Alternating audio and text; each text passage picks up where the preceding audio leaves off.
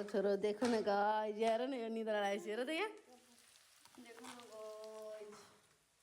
chowmein खा रहे हम लोग चाउमिन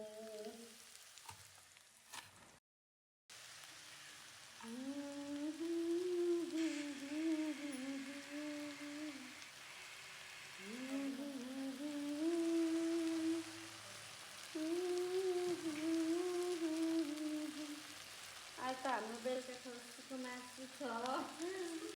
म चाहिँ घरकी जेठी आई म चाहिँ मासु भनेको छ हामी आमा छोराले एकदम फेभरेट हो हेर्नु अहिले भयो एउटा खसीको मासु पकाएर